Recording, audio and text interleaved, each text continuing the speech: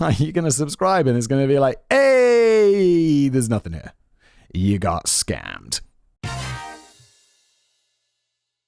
We've talked a lot about people going viral on this channel, usually in the context of stupid viral trends on YouTube or various social media outlets we have, haven't we, Kevin?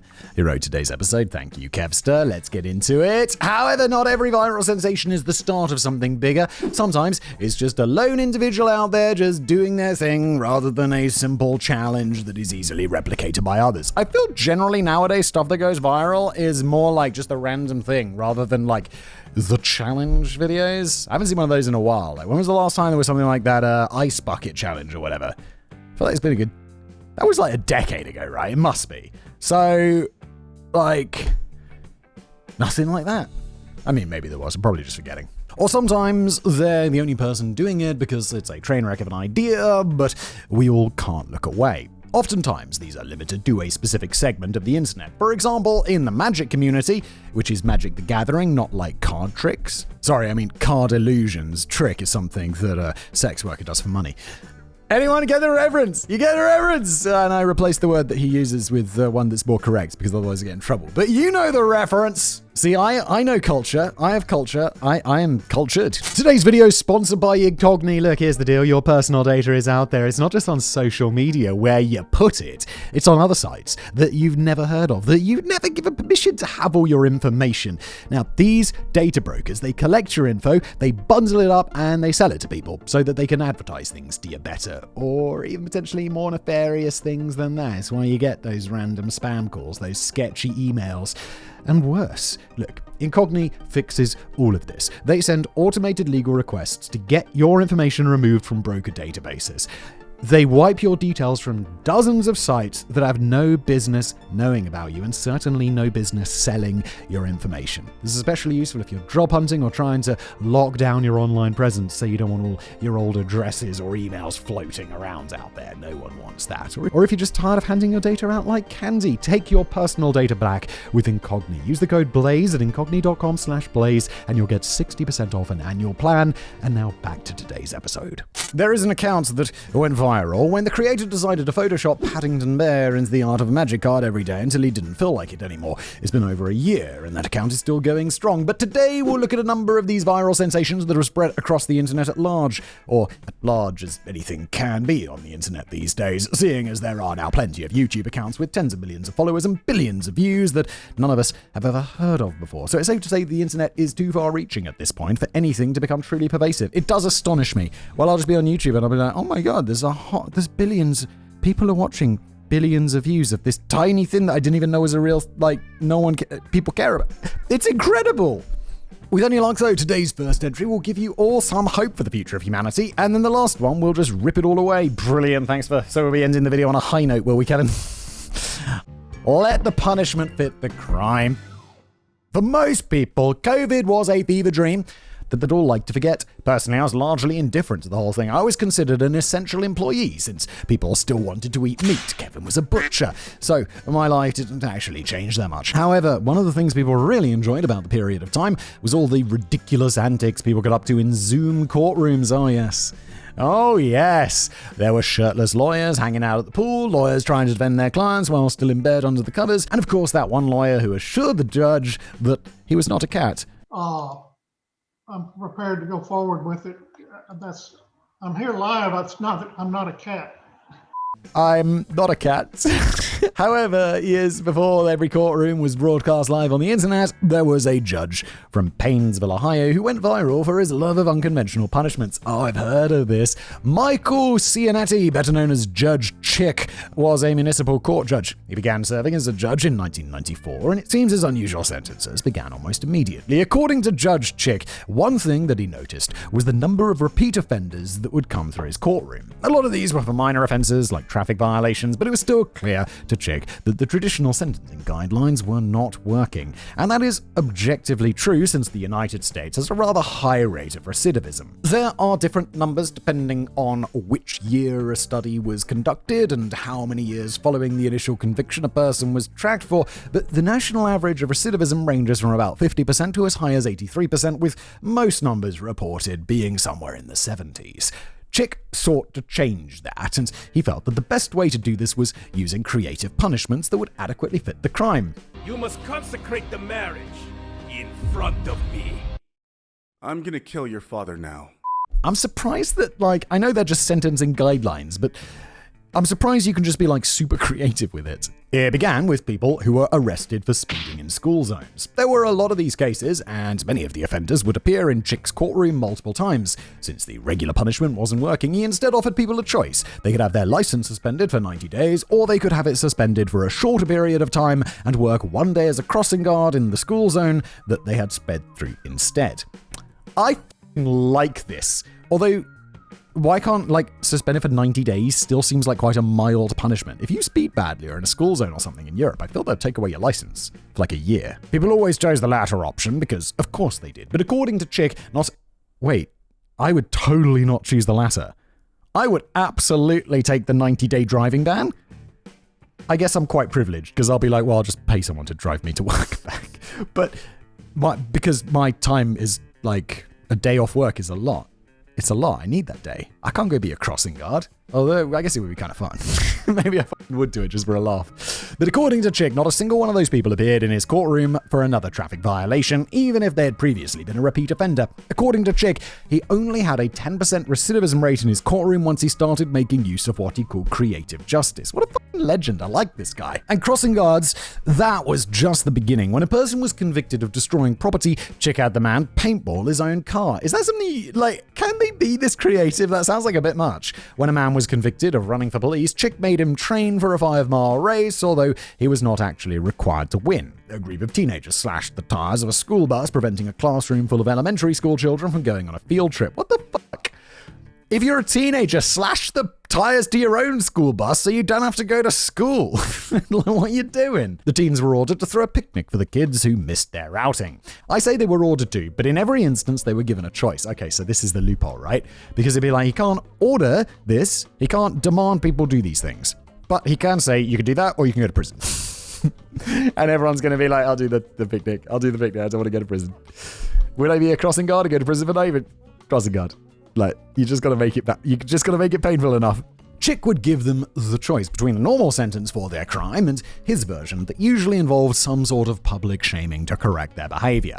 His punishments received a lot of attention nationwide, but there were two that really went viral. The first was in 2005 with the case of Michelle Murray. Michelle had been convicted of domestic animal abandonment for dropping 35 kittens off in the woods. That's fucked up. She claimed that the kittens had been left at her doorstep and that the local Humane Society refused to help, which they denied, but Chick didn't buy it. After being found guilty, Chick asked Michelle a simple question. How would you like to be dumped off at a metro park late at night, spend the night listening to the coyotes, listening to the raccoons around you in the dark night, sit out there in the cold, not knowing where you're going to get your next meal, not knowing when you're going to be rescued? And that wasn't a rhetorical question. Michelle was given the option to either spend 90 days in jail or spend one night abandoned in the woods with no food, water, or entertainment. And also 14 days in jail, 15 days under house arrest, a $3,200 donation to the Humane Society, and a $500 donation to the park rangers that found the kittens. Wait, this is sounding less appealing now. 90 days in jail, or one night in the woods plus 15 days in jail, another 14 trapped in your house, and some pretty fat donations. I don't know. So basically, she could spend $3,700 and one night alone in the woods and avoid spending 76 days in jail. But the much more viral punishment came in 2015 for a crime that fortunately didn't involve animal cruelty. Yay! After taking a 30-mile cab ride, 18-year-old Victoria Bascom fled the cab without paying. Chick asked her what she would have done if she didn't take the taxi, and Victoria said that she'd have walked. Oh god, 30 miles. The punishment then seemed clear. She could either spend 30 days in jail or walk 30 miles. Hell yeah. Wait, that sounds kind of nice. It's a long walk, but it's like a long day's walk. That sounds kind of chill. She chose to walk 30 miles. I've spent whole days walking. I could just go out into the woods and just walk for the whole day thinking about shit. She chose to walk 30 miles and was given 48 hours to complete the task. Say potato, Elizabeth. Lusky is a music producer who has been doing his thing on YouTube and Instagram for a few years with little to no audience. We're talking low hundreds of views on his older content, and those are the numbers today after he's already gone viral. It does look like he got a good amount of producing work locally, so that's nice at least, but the whole internet thing just wasn't working out. That all changed a few months ago when he took his relatively newly created TikTok channel in a new direction. It began with a Craigslist ad looking for a little bit of help. Lusky stumbled across a rather bizarre ad titled, "Will you split a Costco pie with me?" The poster really wanted to try Costco's peanut butter chocolate pie, which admittedly does sound delicious, but the pie was 4.5 pounds, which, Jesus Christ, which was too much for the person to eat on their own. They were seeking 3 to 4 people who would meet them in the parking lot of Costco and help them eat the pie, because I guess the concept of eating the pie one slice at a time over several days never occurred to them. This is so bizarre, and I feel just so uniquely American somehow. Lusky turned the Craigslist ad into a song, which received hundreds of thousands of views, but this wasn't his true viral sensation. His real viral fame began a few weeks later, when he began turning horrible Tinder conversations into songs. Mwah. I love that. That's a great idea. The first song featured a conversation where one person's opening line was, "Do you smoke crack?" When they were told no, the other person did not smoke crack, they then requested that the other person unmatch with them, because I guess Tinder is not just a place to go and find last-minute booty, it's also where you go to find somebody to hang out and smoke crack with. Interests: long walks on the beach, cooking, crack cocaine. Lusky has made 13 of these songs thus far, each of them receiving hundreds of thousands or even millions of views on TikTok and hundreds of thousands more on Instagram as well. Admittedly, not all of the Tinder conversations are that bad. In one of the songs, a man opened by saying he had train facts. That's certainly weird, but then the woman replied asking for the person's dirtiest train fact. He then told the story of a man in 1831 who caused a steam locomotive to explode using Onia's arse. I want to know that story. The woman was shocked to fact-check this and discover it was true, thinking that he'd just made the story up. The man replied, "I never make up train facts." I'll say that the dude definitely clapped cheeks that night, but sadly, it was a joke account made to pass the time by a happily married man who happens to research railway history. Yeah, that's what he said. That's what he said. The happily married man on Tinder, and then it gets leaked, and he's like, no, I just do the train jokes on Tinder as a joke. Another song featured a Tinder conversation that had been going on for some amount of time already. At the point where the song picked up, the man had just asked if they should make bad decisions together, a message he sent just after 7 a.m. That's entirely too early to be trying to hook up, but it didn't matter because she replied that he hooked up with her mum and also one of her friends. Oh my lordy lord. And who could forget the classic song that begins with the line, "My pasta sauce is going to melt your noodle beefs." Jesus. The dude writing that was clearly unhinged, offering to show the woman a real man's butthole on FaceTime, before saying, "You fucking look like you taste like the grave of my enemies covered in custard, Habibi." What is going on in your brain? While all of these were real conversations, sadly, as demonstrated by the train facts, some of them are just people fucking around rather than real attempts at dating or hooking up. However, my favorite song from Lusky thus far was actually released a few days ago at the time of writing on Thanksgiving. That was a minute ago. It was another Craigslist ad, this one from a 28-year-old felon and high school dropout who drove around in a 27-year-old van painted to look like Eddie Van Halen's guitar. Now, there are a lot of ways that ad could go, most of them terrifying, but it went in the best possible direction. The writer of the ad was offering his services as a strictly platonic date for Thanksgiving dinner to any girl looking to piss off their parents. He wasn't trying to charge for his services, all he wanted in exchange was a nice Thanksgiving dinner. What a legend. This is genius. This Craigslist post was actually from 10 years ago, so we even know how it turns out. The Thanksgiving felon was immediately taken up on his offer and invited to dinner by someone. Unfortunately, his post, which included a picture of himself, went viral before Thanksgiving, so her family was well aware of the ruse when they showed up together. I really hope they went along with it and let him eat dinner with them. That'd be fucking awesome. This guy sounds like a laugh. They had a good time though, and his felony was even expunged last year, so everybody has a happy ending, except for the woman on Tinder, who was yearning to feel Thomas the Tank Engine pull deep inside a shining time station. When life gives you lemons. If I've learned anything from the Joker, it's that the first rule of comedy is you're always taking shots from people who just don't get the joke. That's what TikToker Cass the Ass discovered after she went viral and one of her videos was seen by millions of people who lacked critical thinking skills. Cass's entire account is dedicated to deadpan satire. In one video, she talked about getting a massage, and at the end of the massage, she was told to take as much time as she wanted getting dressed and to meet the masseuse in the lobby so she could pay. Cass explained that this sounded great since she was being offered as much time as she wanted. So I'm thinking to myself, I'm like, I'm going to take a little nap here, probably about 45 minutes, because I'm a mom, I have IBS, like, I need this nap. There were also, it's fucking really good. It's so fucking simple, it's so good. There are also a number of cooking videos, including a recipe for boiled water that have been passed down through our family for hundreds of years. It was from one of these cooking videos that Cass became a viral sensation, with millions of people seeing the initial video as well as the follow-up videos on the topic. Cass posted a video on February the 15th, 2024, showing off the Valentine's Day breakfast she'd made for her husband the night before. It just looked like an ordinary cinnamon roll, but Cass explained that she had baked them using her breast milk. This is very funny. This is very good. And also the yeast from her yeast infection. Fuck. Alright, the video is even posted with this caption: "When life gives you a yeast infection, make a cinnamon roll." People saw this, and they were immediately disgusted that a person would do such a thing. In a follow-up video, Cass explained how she and her husband were suffering from thrush. I thought it was going to be like she explained it was satire, which would take so much away, but instead she just leans in. Essentially a yeast infection of the mouth, and she later followed up by saying how her husband was leaving her over the cinnamon rolls.